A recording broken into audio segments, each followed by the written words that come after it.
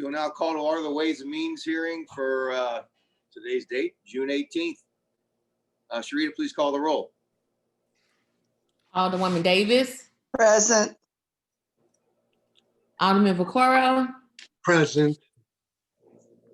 Alderwoman Howard. Present. Alderwoman Hubbard.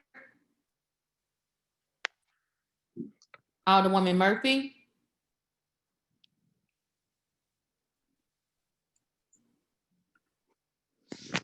Unmute yourself, Murph.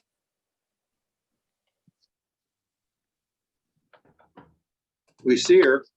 Alderwoman Spencer. Present. Alderman Muhammad. Alderman Oldenburg. Present. Alderwoman Boyd. Here. Alderwoman Clark Hubbard. Here. Chairman Vollmer. Present. Alderwoman Hubbard. Alderwoman Murphy. Press your button. She can't unmute herself, she says. Alderman Karen, Muhammad. read lips.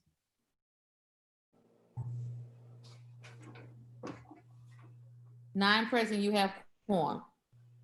Thank you very much, Sharita. We'll hold excuse Alderman to the end of the meeting for item 3. Item 4, I move for approval of the minutes from June 11th, 2020. So I'll make moved. a second. Entertain a second. Second. All right, Sharita, please call the roll. Alderwoman Davis. Aye. Alderman Vaccaro. Aye. Alderwoman Howard. Aye. Alderwoman Hubbard. Alderwoman Murphy. Okay, thanks. Bye. Alderwoman Spencer. Aye. Alderman Muhammad. Alderman Oldenburg. Aye. Alderwoman Boyd. Aye. Alderwoman Clark Hubbard. Aye. Chairman Vollmer. Aye. Alderwoman Hubbard. Alderwoman Murphy.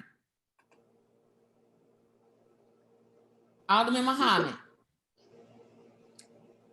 8 aye votes. All right, Sharita, thank you very much. We have before us today 4 board bills. We're going to start with Board Bill 55 by Alderman Rhodey. We do have public speakers on these. We'll go over the rules when we get to that, but Alderman Rhodey, please proceed.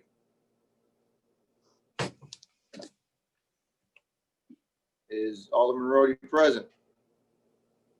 I didn't see him. Alderman Coda, are you handling this for Alderman Rhodey today? There he is. I'm sorry, I hit the mute button. Mr. Chairman, members of the committee, thank you. We have a proposal for Grand Avenue and Shodo, the northwest corner. Many of the details of the proposal are still being worked out. However, I believe there's many of us are aware, the state passed a statute this past year, and the statute had a requirement that community improvement districts wide vote, which is going to be a real challenge, I think, going forward. So anticipation of that, we've introduced this special taxing district for this location, and the purpose is to go ahead and do this before the state statute kicks in. So we're not quite ready with the rest of the proposal yet, but we wanted to make sure that we kind of took our number in line. So that is in essence what's before us. And I'm sorry, I'm a little disorganized here. I don't have my bill pulled up in front of me on my other screen yet, but I think we have people here who can answer some of the questions if there are, and I'll try to pull it up so that I have it in front of me. All right. We do have 6 people signed up to speak for this bill. Joe, would you like to proceed with those, or are they merely here to answer questions? Or are they? I believe they're mostly here to answer questions in case somebody had questions. And of course, I didn't think I was going to need them, and I'm sitting here scrambling around. I don't have my stuff in front of me, so they may answer. Okay, so do you want anyone to make a further presentation of these 6, or you just want us to proceed with the questions? Rob, why don't you talk about the details of the, is Rob there? Rob Lochner? Yes, Alderman Rhodey and Chairman Please Vollmer. introduce Rob, yourself for the record. Sure. My name is Rob Lochner. I'm Vice President for Development for Cullinan Properties. We are the developers for the project at Grand and Choteau that we refer to as Iron Hill. It's approximately 14-acre vacant site currently with no improvements on it whatsoever. And we are under contract with St. Louis University to buy the site. They are the current owner, and we are anticipating closing on the ground later this year.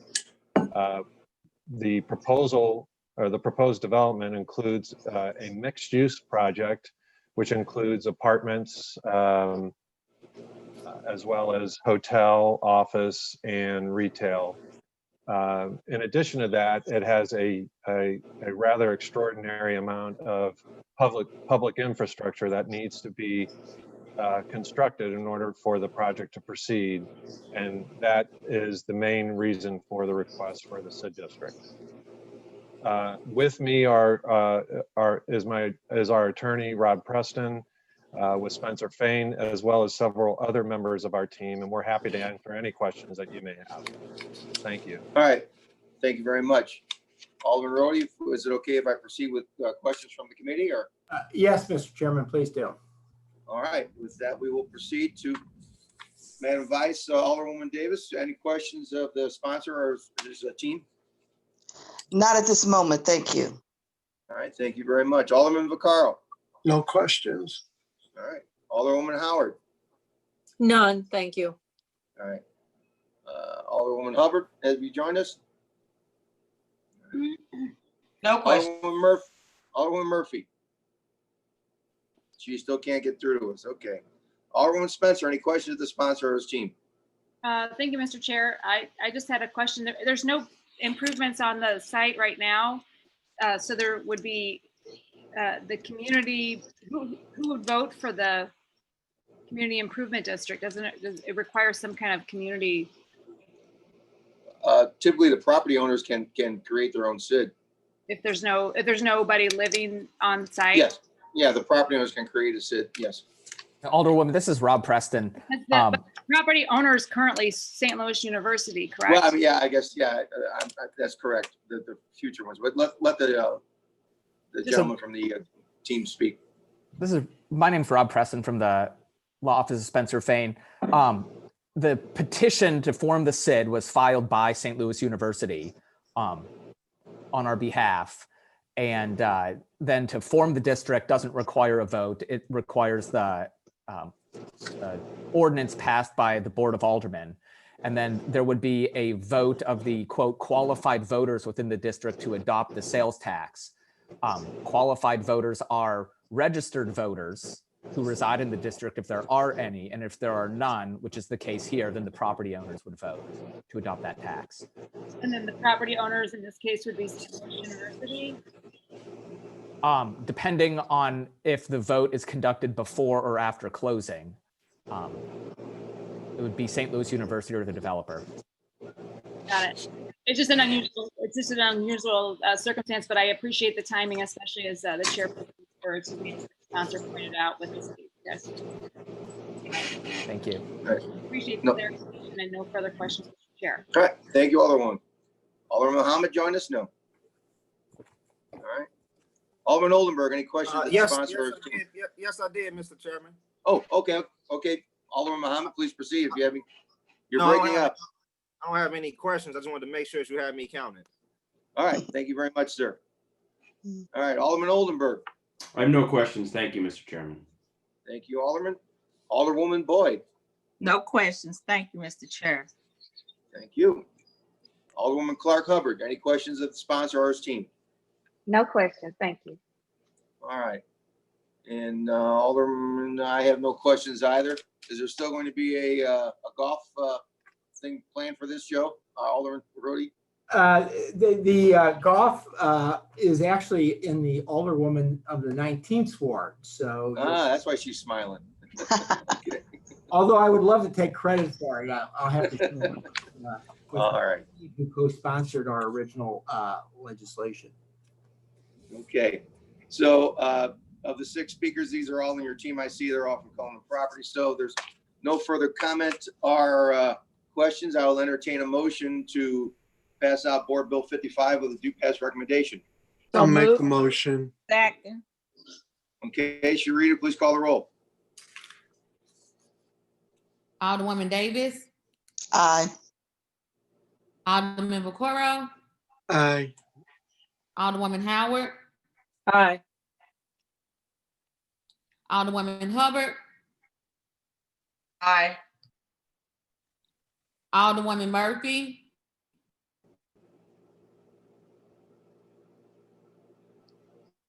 Alderwoman Spencer, Aye. Alderman Muhammad,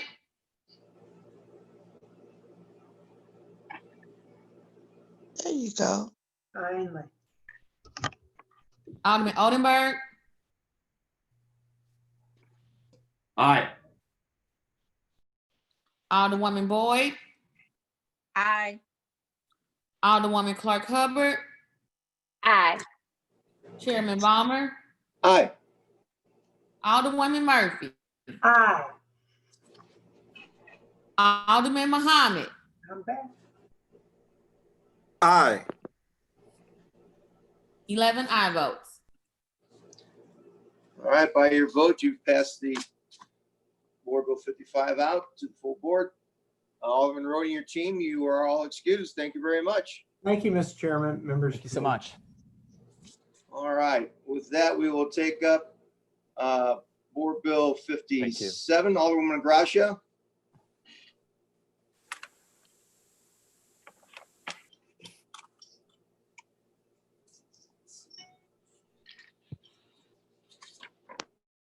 Alderwoman Gracia, you there?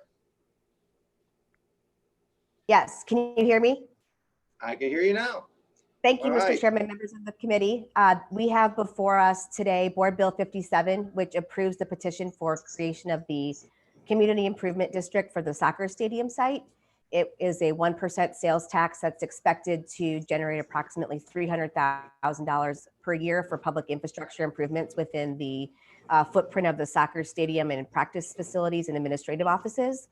I have Mark Spikerman with Gilmore Bell and Bill Keeling with Thompson Coburn. If anybody has questions of them, but I'm happy to entertain questions from the committee as well. All right, thank you, Alderwoman. We will go through the Madam Vice, Alderwoman Davis, any questions of the sponsor or her team? No questions. Thank you very much. Alderman Vaccaro, No questions. Alderwoman Howard, None, thank you. you, Alderwoman Hubbard, No questions. thank you. Alderwoman Murphy, No questions. Thank you. Alderwoman Spencer, No questions. thank you. Alderman Muhammad, No questions, sir. Alderman Oldenburg, No questions, Mr. Chairman. Alderwoman Boyd, No questions. Alderman Clark Hubbard. No questions. Thank you. All right. All right. It's pretty simple. I think we all like to see the soccer stadium get going. So I have no further questions with that. I'll entertain a motion to pass out Board Bill 57 with a due pass recommendation. So moved. Second. Okay, I entertain a request for Previous roll. Request All previous right. roll. Hearing no objection, we have passed out Board Bill 57 with a due pass recommendation. I wasn't on previous roll. Could I? Oh, I apologize. We have an objection. to I was previous having roll trouble. From the I'm sorry. technical. No worries. Sharita, please call the roll. She was on previous row. Oh, she was on. She Yeah. got you. Okay. Yeah. Good. Hearing no, Member. please withdraw your objection. Alderman Murphy, please withdraw your objection. I withdraw my objection. All right, thank you very much. Hearing no objection, previous roll, we now pass Board Bill 57 out with a do pass recommendation. Alderman Thank you, Gracia, Mr. you and Chairman. your guests are excused. Appreciate it. Thank you very Thank you very much. much. All right, Alderwoman Navarro, Board Bill 53, you're up. Great, thank you, Mr. Chairman. So Board Bill 53 approves the creation of a community improvement district in the Forest Park TOD, Transit Oriented Development Project. And this is located on the Bolivar across from the Metrolink, at the Metrolink station and the entrance to Forest Park. So currently the site is occupied by a strip mall, which is currently vacant, and then also a parking lot that serves the Metrolink station there. And so what has been proposed and a redevelopment plan that has already been approved development there that includes 3 parcels that are part of this community improvement district. You're breaking up a little. Oh, I'm breaking up? Yeah. Yes. Yeah. Let me try. You're okay now. When you lean forward, it sounds fine. No, I can also put in my headphones if that Okay. is that might make it better. Better? Can you hear me okay now? We can, yes. Okay, great. Sorry about that. So this SID would be, it's estimated to generate about $1.4 million. And there is a section of this, if you look at the map, that is located in the boundaries include a little bit of the 26th ward. There are not any plans for development on that actual section of the ward, but I do want to, the Alderwoman from the 26th is here in this committee too. So just want to give her any opportunity as well to speak on this. This site has had extensive community engagement, and I think it's going to be great for the neighborhood and for the city. And I'm happy to entertain any questions. And I do have Patrick Eckelkamp is here as well to answer any additional questions. And the owners of the current owners of the site, I believe, are also here. I know John Linga from Bi-State is here. Bi-State owns half of the site currently. All right, thank you very much. Madam Vice Alderwoman Davis, any questions or comments? No questions. All right, thank you. Alderman Carl, No questions. Alderman Howard, No questions, thank you. Alderman Hubbard, No questions. all right, Alderwoman Murphy, No questions. Thank you. all right, Alderwoman Spencer, No questions. Thank you. Alderwoman Muhammad. None, Mr. Chairman. Thank you, sir.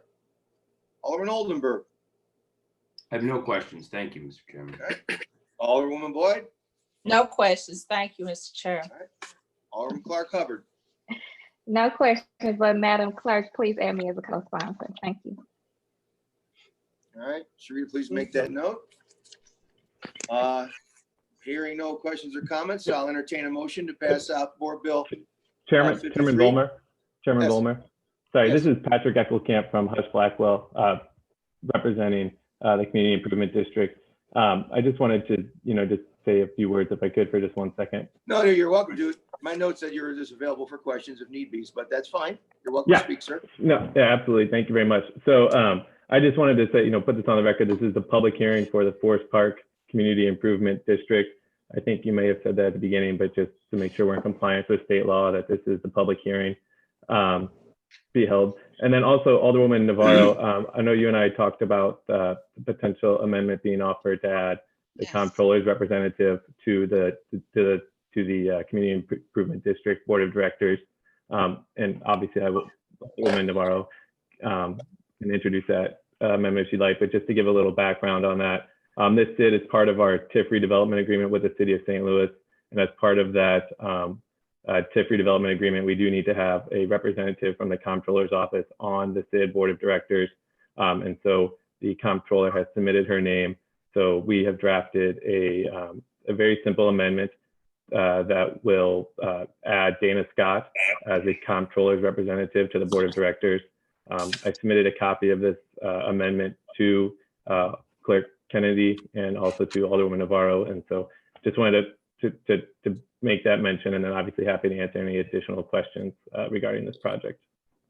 All right, so Alderman Navarro, you need to make an amendment to this bill at this time?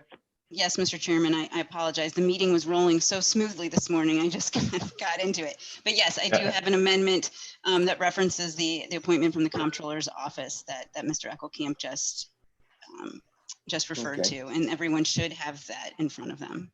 So All I ask for right. your- Just in general, are there any members of the panel have any questions or comments as to this amendment?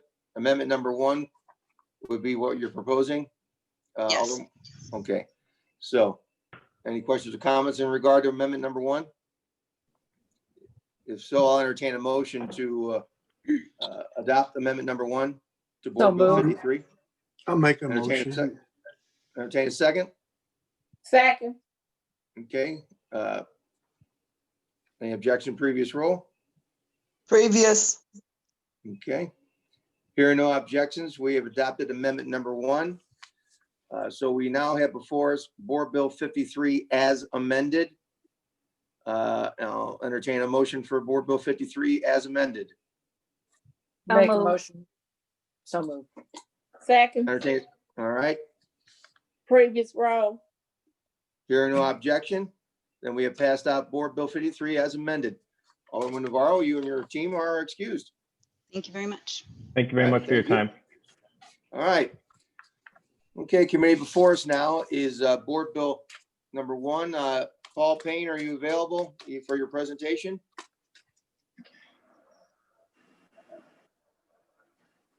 Oh, just unmute, Paul. You're muted. There you go. There we go. All right, Morning, thank you Mr. for your Chairman. patience, Paul. Yeah. Thank you, Mr. Chairman, and good morning, members of the committee. We have before you a number of documents. The Board of E&A met yesterday to consider amendments, both those submitted by the Ways and Means Committee, as well as changes that, as I had indicated, would be necessary regarding the revenue estimates. And so I sent you a couple of documents. One is a summary of those amendments, and 2 is the detail of those amendments. But in addition to that, I also sent you the presentation materials just to give you some context for what we're looking at in terms of the revenues and the adjustments we're making, why we're making them. This affects 2 bills, both the supplemental for the current fiscal year, which you have before you as well as Board Bill 1, which is next year's budget. So I am going to be working off of the presentation material. If you have that before you, yes, if you all have it. Okay. On slide 2 of that presentation, it just is an update, beginning an update on where we are with collections regarding the major revenues that we were anticipated to be affected by the economic shutdown. On the first one, earnings tax collections, they were down 35% in the months of April and May. We were anticipating a lot of that, particularly given that the deferred the IRS extension and when the filing date of those taxes would happen. So that was actually anticipated somewhat. It's a little less than we were anticipating, but you can see where the decrease is. I've not yet seen declines in June, but we're going to be monitoring that and have to make adjustments accordingly on how those come in at the end of the fiscal year. Payroll tax collections have not seen a decline yet. In the April-May period, it was up 2.3%. Which was a bit of a surprise because you know that it's coming because you know that there were decline of employment and such, but that has not shown up in those numbers yet. Moving to slide 3, let me pull up I forgot to pull it up on screen here. Let me so everyone can follow along. Here we go.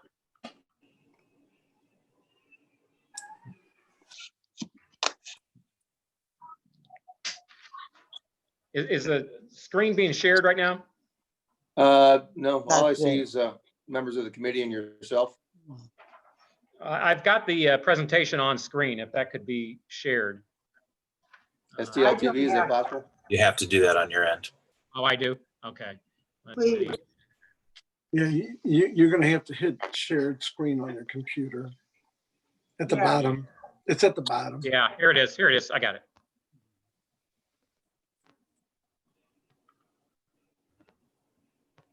Okay. Okay.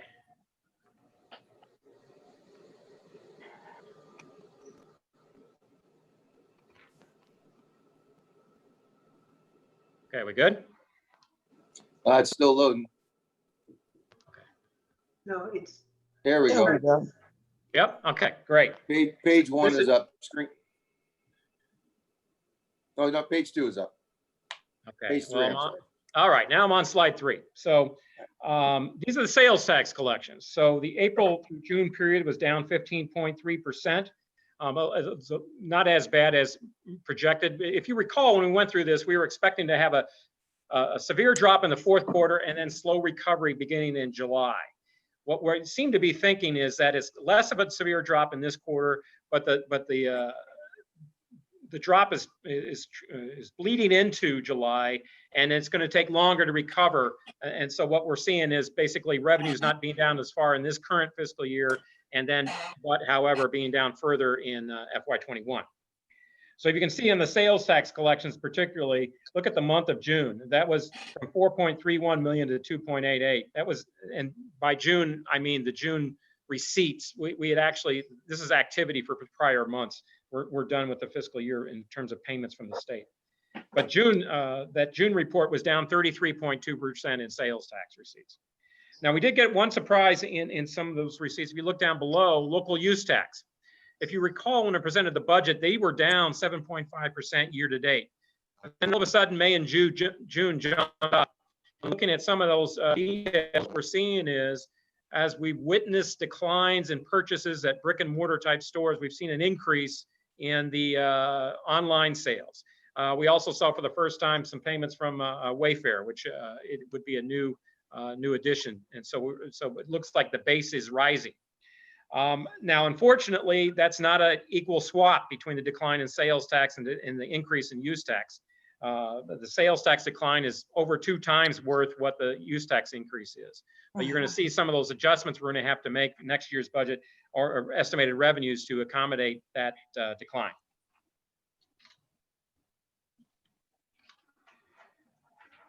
Moving to slide 4, where you really see some of the big impacts on the hotel and restaurant gross receipts taxes. April-May period, we saw a decline in hotel taxes of about 26.8%. But you can see that's, again, a delayed impact. May itself was down 51.6%. And with restaurants, as I'm sure the chair can appreciate, we saw a decline of 83% in the receipts through the April-May period. So that was pretty much a significant reduction and actually what we were pretty much anticipating as well. And finally, on slide 5, gaming tax receipts, again, down 76.2% in the April-May period. For the month of May itself, no receipts at all. So as now that the casinos reopened, we're going to anticipate seeing a slow recovery from those. So what does that do to our projected gap for the current fiscal year? If you remember, we were looking at over a $30 million gap. Well, it's tracking about 20 million less than that right now, which is a good thing for this fiscal year anyway. And so you can see that the 2 columns far to the right, I compare that versus the third quarter estimates of about $26.8 million. But if you remember, our third quarter estimate was about $10 million higher than the original budget estimate. So that gap is down to about 16.7 million. In terms of how we bridge the gap, we're still projecting to come in under budget on the expenditure side by about $10 million. And then we have that supplemental appropriation bill with those items listed there of about $6.7 million to narrow that gap. One of the biggest differences here in just how the 2 fiscal years interact is that with the narrower gap in the current fiscal year, if you recall, we had some deferred earnings taxes. We were projecting that deferred earnings tax to occur be received in July, but we didn't want to use them to balance the budget in FY21 if it meant that we were going deficit in FY20.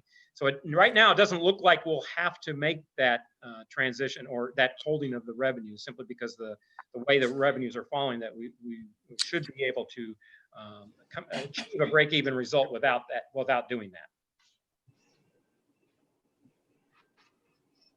As FY21, if you recall, we had a couple of scenarios. We had a base case scenarios on the revenues and a worst case scenario on the revenues.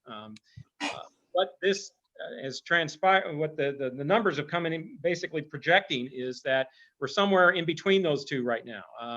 If you remember, originally we were down about $34 million, $35 million general fund, about $50 million and all those other special funds listed there, with the worst case suggesting upwards or close to $90 million gap, 88.7. Well, we're at $67.5 million now, and about 13.4 million of that is in general revenue. And some of the assumptions behind those changes in revenue, you can see that, and again, I put the revised scenario between the base case and worst case. What we're seeing, individual earnings tax down 15% from the prior year. In the base case, I had it 10, and the worst case was 20. But then the recovery takes longer, and we still assuming that by year end, we're still below, we have not returned to the full recovery level. And I can share with you document I received from our financial advisor, Moody's projections on terms of when we can expect to see the recovery in many of the industries, and most of them are projecting, more towards the end of 2021 calendar year. So in most of these adjustments, we do not expect to be returning to full strength by the end of FY21. Payroll taxes similarly is down and assumed to return to 85% of the FY19 receipts level by the end of the fiscal year. Sales tax, if you recall, we had a 50% drop, or not got it down that far, is more 35%, but dragging out what the recovery period is. It's more 5% recovery per month, but still ending the fiscal year at 80% of normal levels. And the hotel tax, again, that was a significant drop. We're expecting 90% in the next month, but then starting at 80%, recovering it at a 5% level, and still down 25% of normal levels by the end of the fiscal year. Similar to restaurants as well, 5% recovery level, but 15% down by the end of the fiscal year. Local use tax, of course, that's the one I talked about being up. So the base is higher. Just to be on the safe side, I've dropped that a bit down by 5% of that new base, hoping that that's what the new base is and is established that way. We're gonna have to keep an eye on that. And then, of course, gaming funds are down significantly. Slow recovery is anticipated over the next months of the fiscal year, but still finishing the year at about 15% below normal levels. So in terms of bridging the gap, the FY21 gap, here's some of the key numbers. We see a general fund revenue adjustment, as I mentioned, 13.4 million down. But on the use tax, we saw an increase. Now this 9.6 million, this would be two pieces. This fiscal year, we expect about a $4 million increase just based on that new base that we are now will have received by the end of the fiscal year anyway. And then we've got about a $5 million increase in the base amount estimated for next year. So we're incorporating those two to help balance the budget. But then we also take some hits. As you recall, there are a lot of special funds, particularly special sales tax funds, that are taking hits with the estimated decline in sales taxes. That includes those funds 1123 you see there. In addition, fund 1120, that's the graduated business license tax special fund. I've got an estimated deficit there. And then gaming, actually, the biggest gaming deficit will still be in the current fiscal year, and we'll be having to adjust that current fiscal year. Now, and that's about $5.5 million. That brings the gap to about $5.5 million. But now we also had what this committee had recommended to ENA to address. The contribution to the reserve was requested to be eliminated, and that was going to be offset by the parking funds that by that separate board bill. The contribution to affordable housing, well, that $1 million was offset by the CARES Act funding, so that's another $1 million. And then your request to fund ward capital at $4 million. So that was also received by ENA as well. And so what that creates is another $600,000 change there. So the total gap would be about $6 million.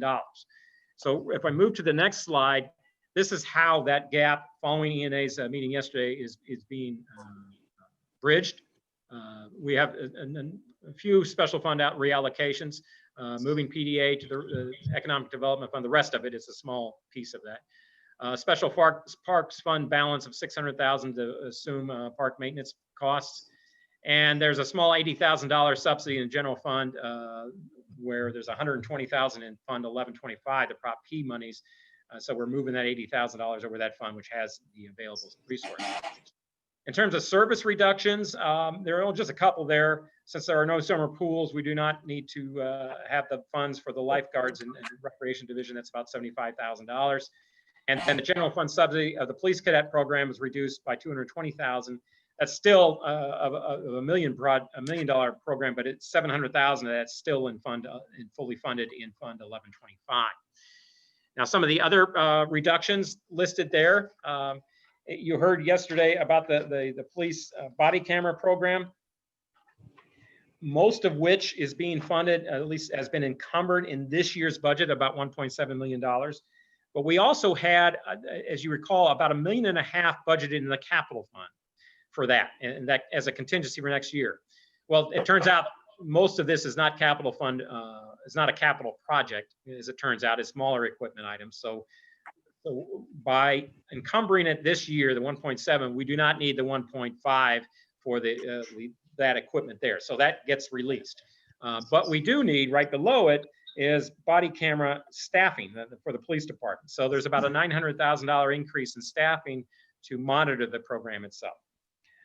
We also was able to identify about $710,000 in, these are just miscellaneous sales, asset sales that come up time to time that by ordinance go to the capital fund. Well, now that they're available, we can mix as well. And then all the items listed below this are just straightforward cuts. And basically the contractual, looking at the budget, where we're tracking under budget and what we've recommended for next fiscal year. So you've got some miscellaneous ones, it's a contractual, these professional services. And then we made an effort to continue to bring the cost down by eliminating other vacant positions. And you can see those there. The assessor's office, the parks department, just various vacant positions that have been vacant mostly for a while, but so that we could reduce. Now, there were a couple amendments that ENA adopted at the end of the meeting. If you followed that meeting yesterday, the mayor's office had projected an amendment to add a cops and clinicians program to the Department of Health and suggested a reduction of in the MSI budget of that basically $860,000. So $860,000 was added to the health director's office, and $860,000 was taken out of the budget for MSI. And then one of the amendments offered by the comptroller was that originally we were trying to bridge the gap. We were looking at unused funds in the Economic Development Fund. She had proposed instead to reduce overtime in the police department. Again, that's going to be a tricky thing because you do want to go through the year. You don't want to find that your spending is continuing at a level that it's not budgeted for. So we'll have to monitor that. But so that was substituted instead of taking those other funds of $2.6 million from the Economic Development Fund. So all in total, that adds up to the $6 million that we needed to bridge with all those other adjustments. So moving to the next slide, this is what our revenues look like for the fiscal year 21. Again, now we are comparing this to the third quarter, that we are down to $481.7 million. Is a 9% decline and 4.2% over our revised FY20 estimates. On the expenditure side, again, you can see those. I won't go through the details there, but it's at 481.6. It's a balance, but it's 7.2% below last year. And the overall budget, you can see, is down to $1,113 million. That's a 3.2% increase. It's a little, that decline is a little skewed because there are some other things going on there with funds that weren't previously budgeted. But You can see the general fund drop of 41.6 million. That's a 7.2% drop.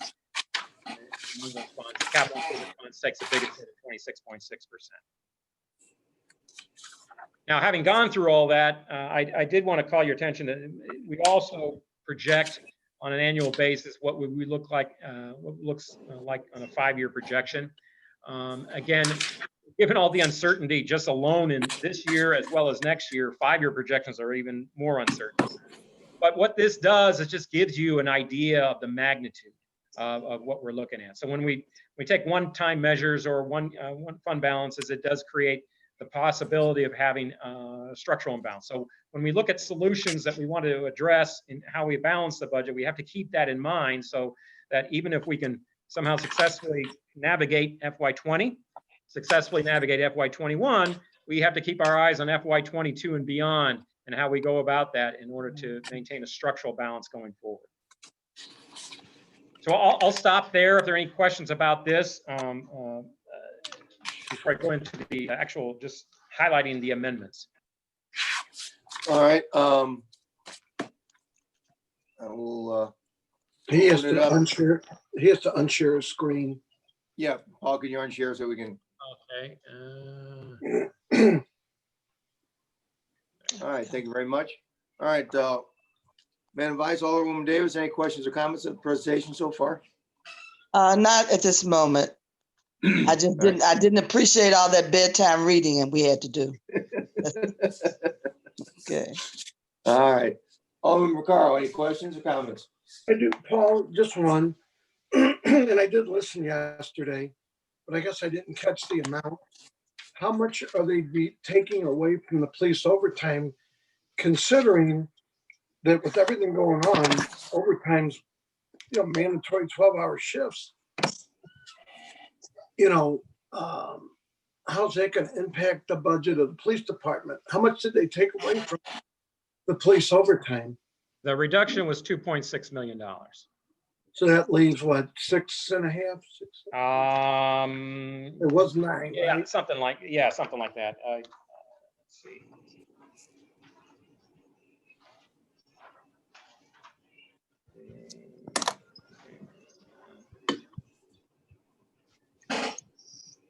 Yeah, 6.7 million.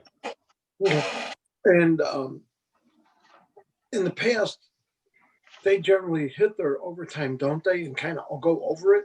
Well, in recent years, what we've seen is because they have a lot of vacant positions, they've been underspending on their salaries and overspending on their overtime. And it's sort of a balancing act. You're not quite sure, again, and it all depended on events that occur during the fiscal year about whether or not that balances out. I think the question is going to be whether or not,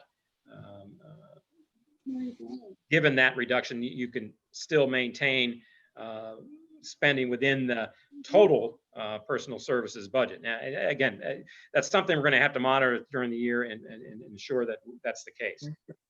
And I thought your answer yesterday was that this could impact us 6 months into the year. Well, what I was suggesting is this: is that just the way this entire budget is laid out this year, given all the uncertainty with revenues and such, we just need to be able to be flexible with how we address events as they transpire. So if revenues go south suddenly during the fiscal year, more than what we've now revised down, then we're going to have to be prepared to make adjustments. And we've done that in the past in other recessions, although this year has a lot more uncertainty than previous years, recession years. And so we're going to just need to be prepared. Well, similarly, on the expenditure side, if it comes to play that expenditure is tracking over, then that's just going to be another thing that we're going to have to adjust when that time comes and when that is clearer based on what we know at the time. Okay, well, I'm a little concerned, but I guess we'll live through it, but I'm a little concerned. Thanks, Joey and Paul. All right, thank you, Alderman. Alderwoman Howard, any questions?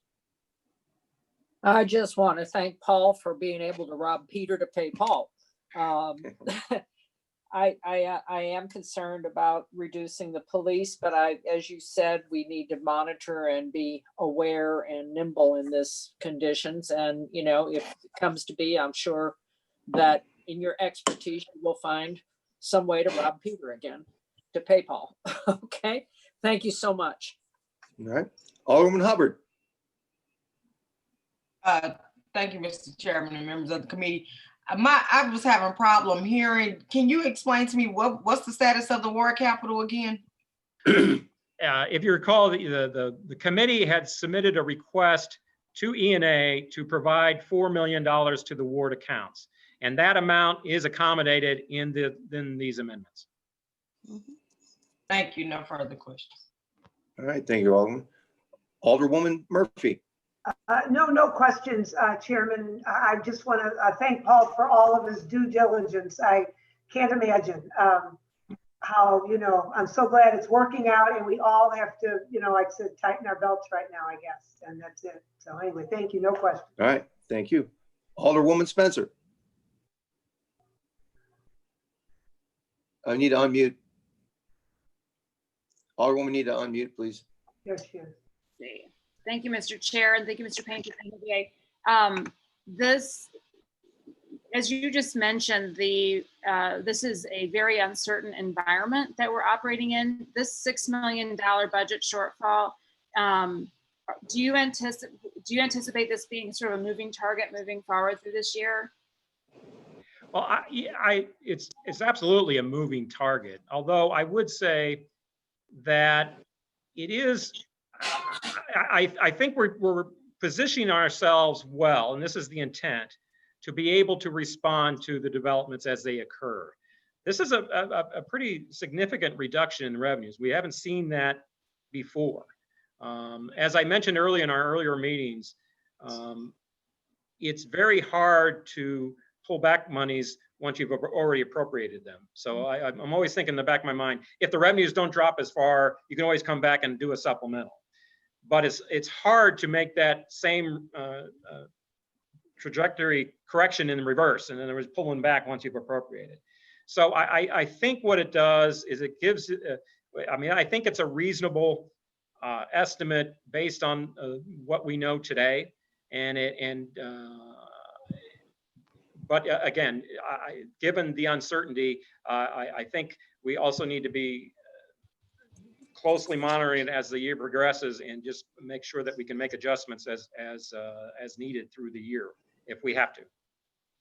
Have we, there are some revenue streams that we haven't discussed previously that came to my attention recently since our last meeting here. For example, the airport, you know, the revenue sharing program we have with Lambert.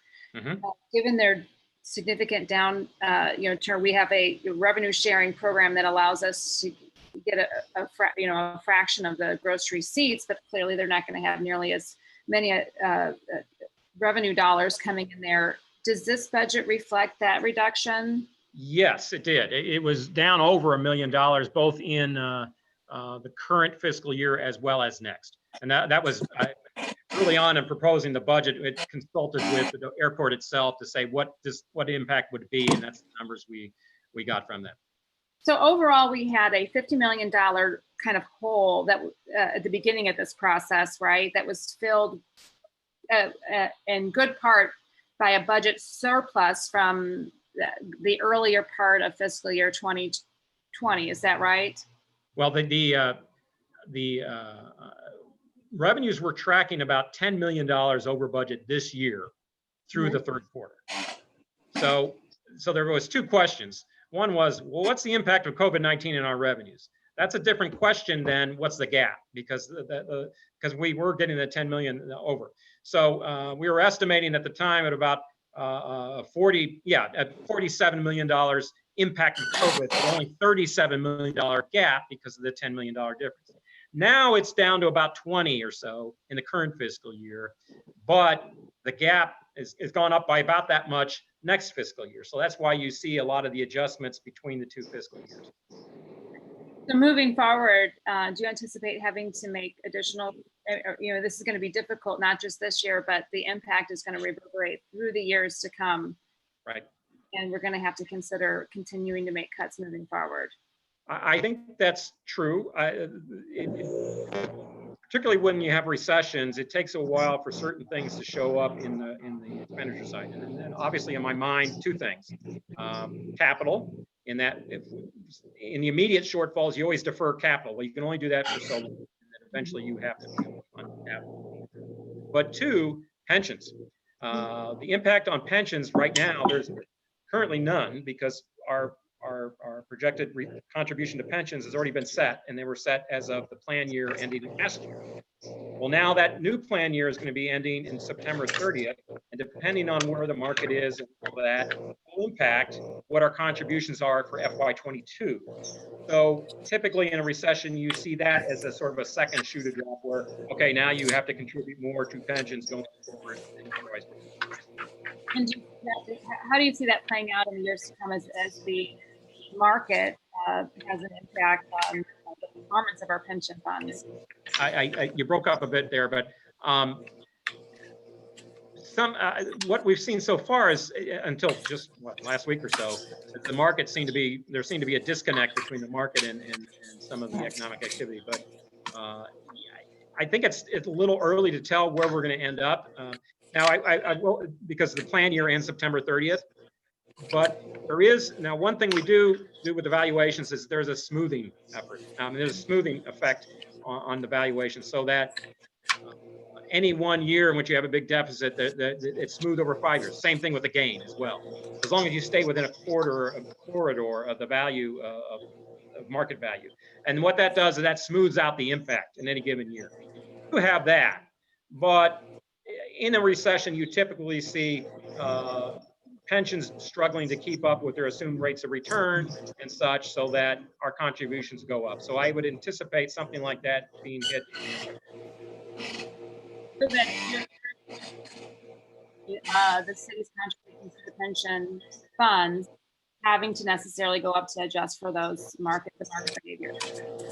I'm sorry, I didn't catch the question. He broke up a bit. So in other words, you're anticipating that the city's contribution to the pension funds will necessarily have to increase because of. I can't. Are you guessing that, or what? Can you clarify? There's some kind of reverberation on someone's end. I don't know what's going on there, but. Could you repeat the question? The question is more or less: do you anticipate the city's contributions to our pension funds having to increase due to market behavior?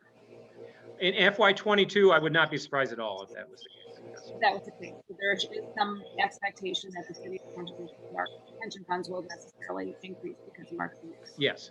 Okay, thank you. That's all the questions I have right now. I appreciate the clarification. All right, thank you, Alderman. Alderman Muhammad, any questions of Mr. Payne?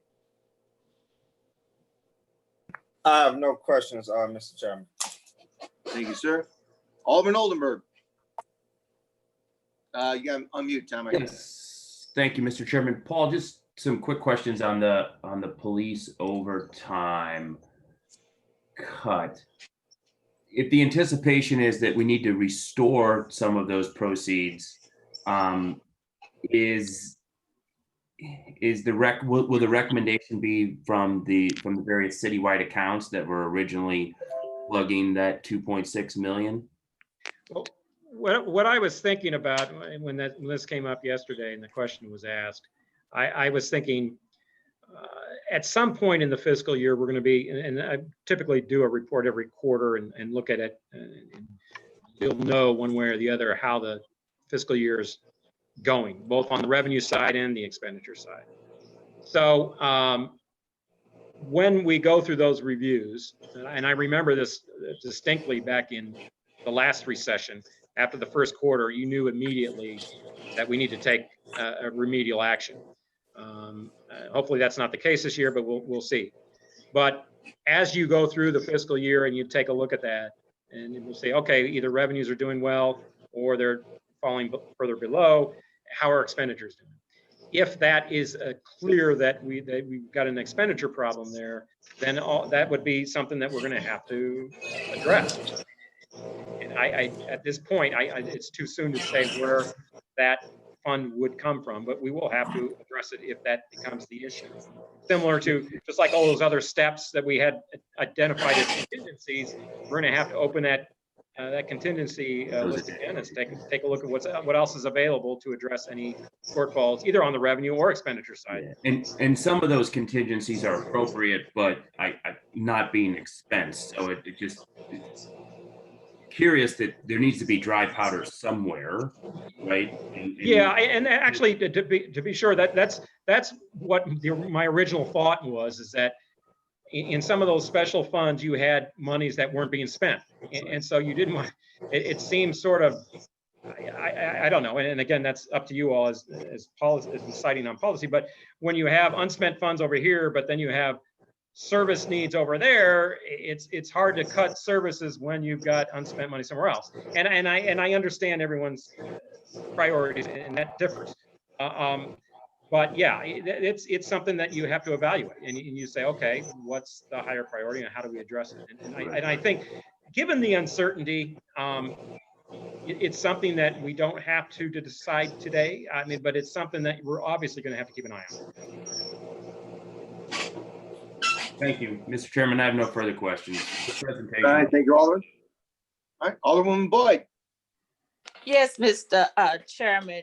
Paul, thank you, because I don't want your job. I'm just letting you know that. And two, you probably sleep numbers all night. But it just brings to my attention, Alderwoman Davis has said to the Ways and Means Committee a couple of years ago that we as a city need to increase our revenue. And so this is confirming it even more. We need the revenue in our city to even do the things that we need to do just for the basic care and protection of our residents. So thank you very much for what you have done, and I appreciate it. All right. Thank you, Alderwoman. Alderwoman Clark Hubbard.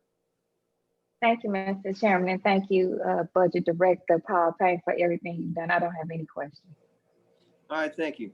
All right, Paul, and I saw in on the one screen, we did get the GEMT funds for the firefighters' breathing apparatus. Yeah, that was, let me address, there were three things that you had submitted, well, actually two formally and then one informally. The two amendments, the switch to the affordable housing from the General Fund of the CARES Act, that was passed. The request for the $4 million in capital also passed. And then as an additional $1 million was added to the GEMT budget as a financing mechanism for the $6.5 million breathing apparatus for the fire department. That's included in that list of amendments. So all in all, we had a successful go around. We asked for three things, we got three things. So I thank you. Is there anything further you have for us? No? Okay. With that, and questions, comments closed, I will entertain a motion that we pass out Board Bill 1 as amended. I move that we pass out Board Bill number 1. Second. Second. Mr. Chair. Okay. Second. There's a vote. There's a first and a second. Mr. So Chair. there's no Board Bill. There's no opening for I have an discussion. With Joe, okay. Let's okay. Alderman Smith, the only motion I'm entertaining today is a motion to approve. We're not, we're, as far as any other amendments, this is a time-sensitive document that we have to be second read tomorrow because it has to be on the mayor's desk. So we've had these 4 weeks or so to gather all our amendments. We've done that. We've sent it to E&A. We've gotten a request what we asked for, and we are now moving to push this forward because it has to be done. We have a motion and a second. This is a $6 million change that we're looking at today. It's a pretty big deal. Okay, and again, I would like. We're not entertaining any other motions than to approve this document today. That we are in a time-sensitive frame. Well, there's a first and a discuss. There's a first. Joseph, hey, Joe. Point of order, sir. Point of order. You can say that. Point of order. Yes. I have a point of order. There's a motion and a second. That is already. That's true. Right. So there's no more room for discussion. If we're going to discuss stuff, I have a lot of stuff I could discuss. Okay. Okay. Point of order taken, sir. Again, the only motion before us that has been moved and seconded is that we approve Board Bill 1 as amended. Sharita, please call the roll. Alderwoman Davis, Aye. Alderman Vaccaro, Aye. Alderwoman Howard, Aye. Alderwoman Hubbard, Aye. Alderwoman Murphy, Aye. Alderwoman Spencer, No. Alderman Muhammad, Aye. Alderman Oldenburg, Aye. Alderwoman Boyd, Aye. Alderwoman Clark Hubbard, Aye. Chairman Vollmer. Aye. 10 aye votes and 1 no vote. All right, thank you, Sharita. Thank you, members. With your vote, we passed out Board Bill 1 as amended with a do pass recommendation. With that, all aldermen are present, so there's no need for excused aldermen. With that, we will entertain a motion to adjourn. Mr. Chair, may I? I'm sorry, Paul. Yeah, I was going to ask about the status of the supplemental appropriation bill. Was that already addressed? The supplemental bill?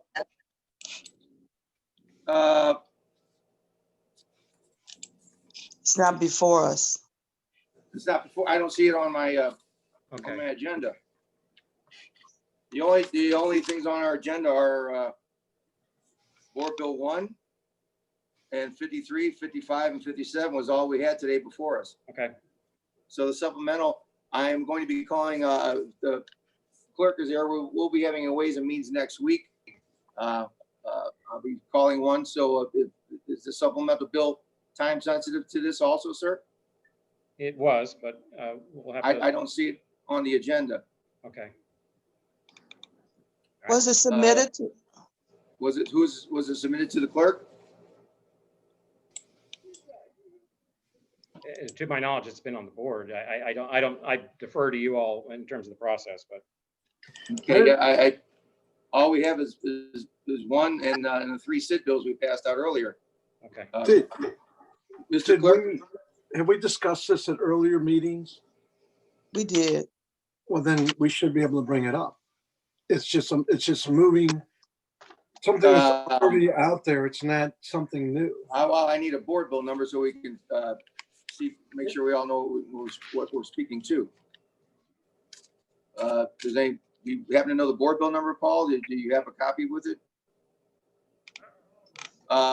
Someone sent me a text. I believe it's Board Bill 52. Oh. Oh, hey, Tim. We have it's Board Bill 52. Is there any way to email a copy to that? No, we don't have it before us. I'm looking through my stack of prior.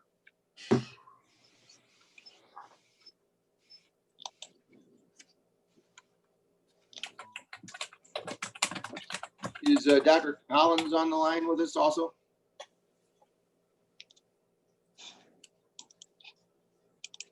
Mr. Chairman, if you don't mind. I'll contact the clerk because the clerk will have to send it out. Yeah. Yeah. I won't be able to use my Google Drive. It could be email me to directly. That'd be helpful. What is it that we need? Board Bill 52. 52, okay. Okay. It was introduced on the 5th. Okay, yeah, it was apparently it was supposed to be on today's agenda and it was not put on.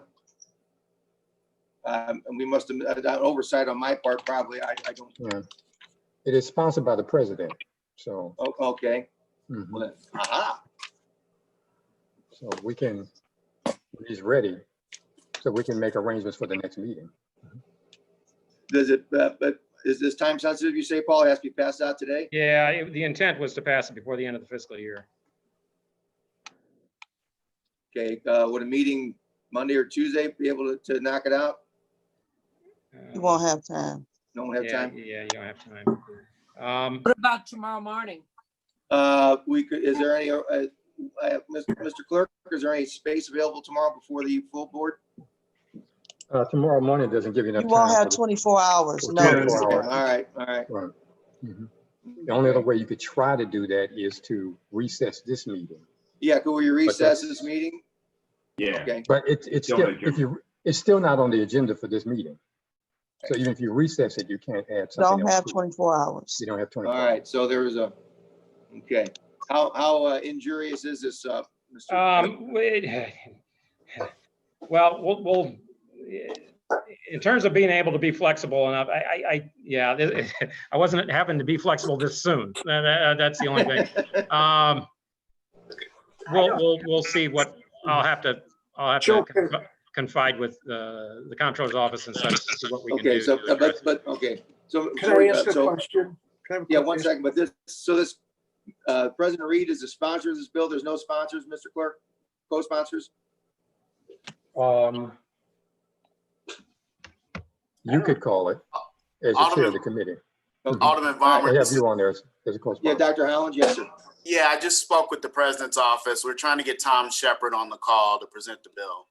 Okay, so. It's not on. It's not on the You're agenda. not on the agenda. You can't present it in this. Oh, meeting. okay. Okay. So, all right, so we have to figure something out as far as getting a meeting. I guess we have to be Tuesday. And can you work on figure out what we can do? We might have to call another We meeting. can figure it out. Okay. Joe, can I? Mr. Chairman. Yeah, we yes, can- Alderman Vaccaro, you had a question, yes? Well, Sir? yeah, no, because in order to pass the budget out, I believe Lewis is going to call an extra full board meeting, which might help Paul in what he's doing. But my question is, what do we know what day that's going to be? Because we want to that or keep the meeting real early in the morning, or do it tomorrow after the board meeting. Yeah, I believe to get the budget rail.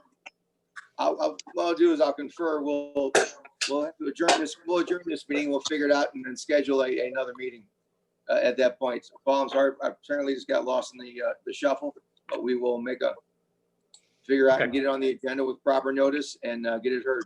And we'll talk to the president's office about putting another meeting in. All right. So we have passed out Board Bill 53, 55, 57, and Board Bill number 1. With that, I'll entertain a motion to adjourn. So moved. Second. All right. Thank you all. We'll talk to you tomorrow morning at the full board. Thank you. Thank you, Paul.